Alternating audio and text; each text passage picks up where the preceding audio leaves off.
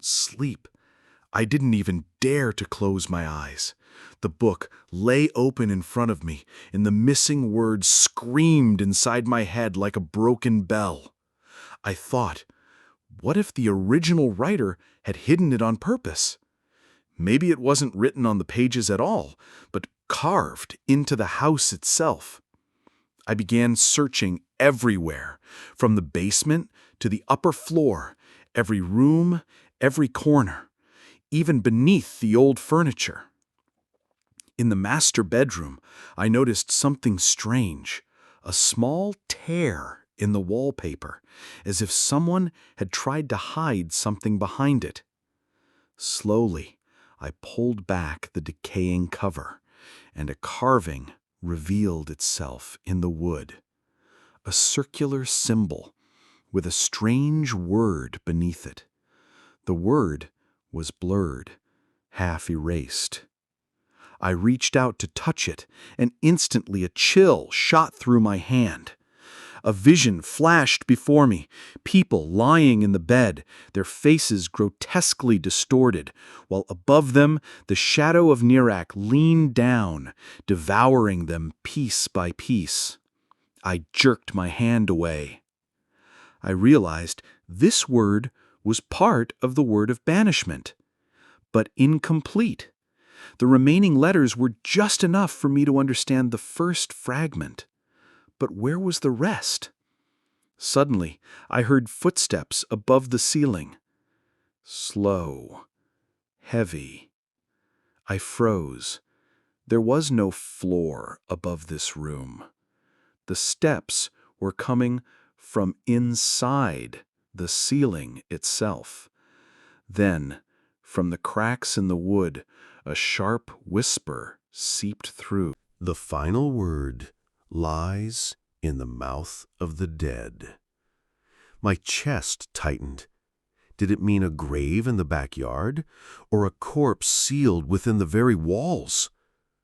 I felt the house itself smiling at me, as if it were urging me toward places I was never meant to go. I stepped into the backyard, the flashlight in my hand trembling like my heart.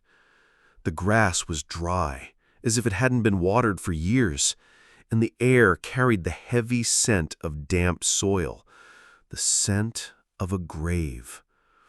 I began searching for any sign. Suddenly I spotted a small wooden cross, half buried near the fence. Slowly I approached, knelt down, and began digging with my bare hands. The soil was wet and cold, each handful coating my fingers in black mud. After minutes of digging, my hands struck wood, a small, decayed coffin. I couldn't believe it was real, yet fear and curiosity pushed me to open it. I lifted the lid, and there it was, a skull. Its teeth still intact, its jaw wide open, as if frozen in a silent scream. I hesitated, then remembered the whisper. In the mouth of the dead. With trembling fingers, I leaned closer, my flashlight nearly slipping from my grasp. I reached inside the bony mouth and suddenly touched something. A small folded piece of paper, tightly pressed between the teeth. I pulled it out quickly and unfolded it. The same strange handwriting marked the page, the missing part of the word I had found in the bedroom. When I combined the fragments, the full word revealed itself before me. But the moment I spoke it aloud, just softly, as a test, the ground beneath me trembled. A groaning sound rattled through the house. I looked up. The windows on the upper floor burst open, faint red light seeping through the cracks. Then came the voice, his voice. Well done. Now you hold the key to the door. But doors only open inward. My chest tightened. I realized then that the word was never meant as a tool of salvation.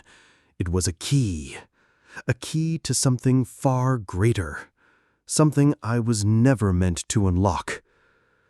I gathered what little I could: black candles, a small knife, a metal bowl. I couldn't find the ashes of an animal that died in its sleep, so I scraped burned wood from the fireplace instead. I knew performing the ritual incomplete might kill me, but there was no more time. I drew the circle on the basement floor, lit the candles, and sat at its center.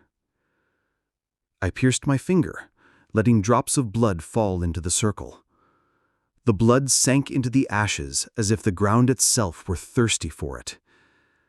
I held up the paper bearing the full word and began to speak it. Once. The candles shook violently, and the shadows on the walls twisted into distorted faces. Twice. The entire house trembled, the groan of doors and windows swelling, like hundreds of hands pounding on the wood.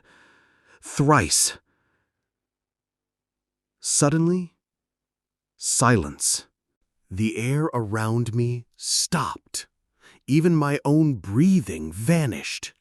And then, out of the void, Nirak emerged within the circle, taller than I had ever seen him, his eyes glowing like embers, his voice shaking the room. "You have spoken the word. You have opened the door. But doors only open inward." The ground beneath me collapsed, darkness swallowing me inch by inch. I tried to scream, tried to retreat, but my body refused to move. They were there, the others, faces of those who had vanished years ago, all standing behind Nirak, staring at me with hollow eyes. He reached out his hand. His fingers, long, cold, cupped my face gently, almost welcoming. The last thing I saw before everything went black was his smile. A smile that never ended.